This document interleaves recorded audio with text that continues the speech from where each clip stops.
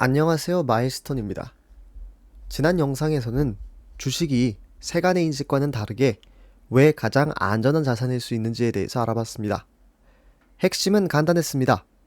진짜 위험은 가격이 흔들리는 것이 아니라 내 돈의 구매력이 인플레이션에 의해 사라지는 것이고, 주식은 우리가 현실적으로 소유할 수 있는 자산 중에서 인플레이션을 이기고 성장할 가능성이 가장 높은 자산이라는 것이었죠. 하지만 그렇다고 해서 주식의 위험이 사라지는 건 아닙니다. 그렇다면 이런 시점에서 당연히 이런 질문들이 생길 수밖에 없어요.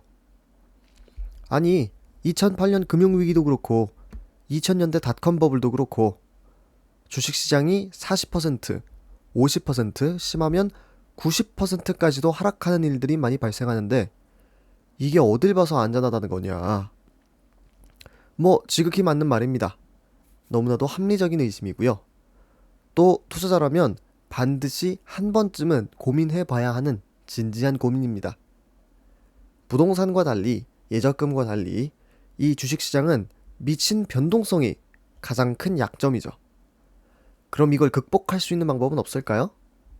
바로 그 질문을 지난 200년간 세계적인 경제 석학들이 고민하여 나름대로 답을 내놓았습니다. 간단하게 두 줄로 추격하면요. 첫 번째는 그냥 사고 팔지 마라 입니다. 그리고 두 번째는 주식만 사지 마라입니다. 이게 뭔 소린가 싶죠? 각각에 대해서 설명을 좀 드려보겠습니다. 첫 번째, 사고 팔지 마라입니다. 이게 무슨 뜻이냐면 말 그대로 구매를 한 다음에 절대 팔지 않고 계속 들고 있으란 뜻이에요.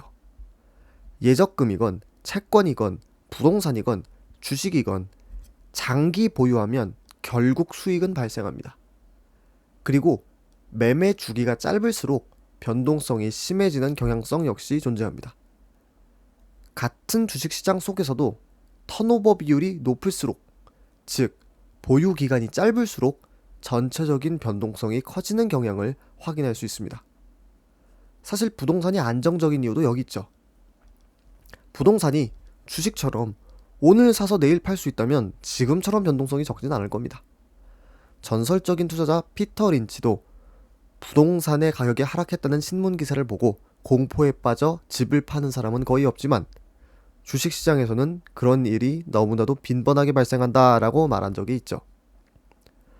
주식을 부동산처럼 장기 보유했을 때 어떻게 되는지 예시와 함께 알아보시죠. 지금 보시는 도표는 미국 S&P 500 지수에 투자했을 때 발생할 수 있는 모든 경우의 수를 전부 요약해 놓은 표입니다.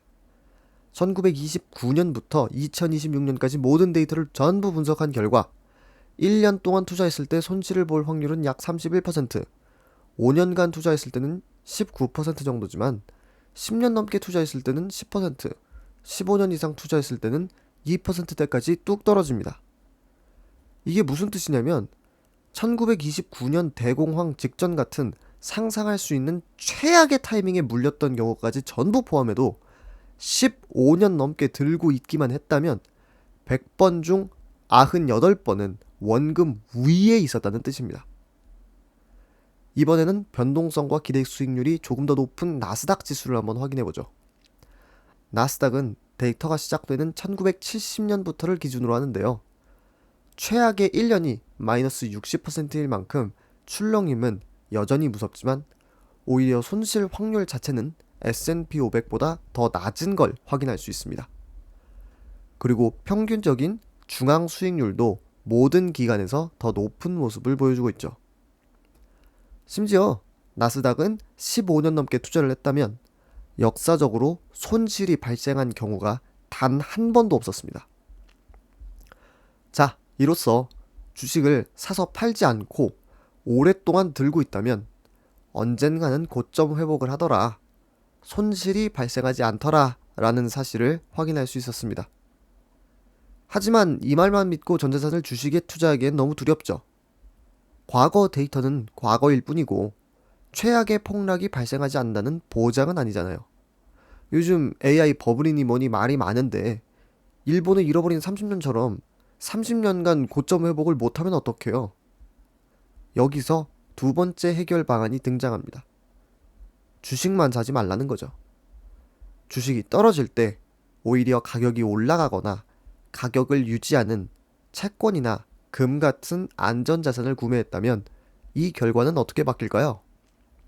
한번 실험을 통해 알아보겠습니다. 주식 100% 투자 대신 나스닥 지수 50%만 투자하고 25%는 미국 장기 채권, 그리고 나머지 25%는 금에 투자해봤습니다. 그랬더니 결과가 아주 드라마틱하게 달라졌죠. 중앙 수익률은 연 1에서 2포인트 정도 내려갔는데 그쳤습니다.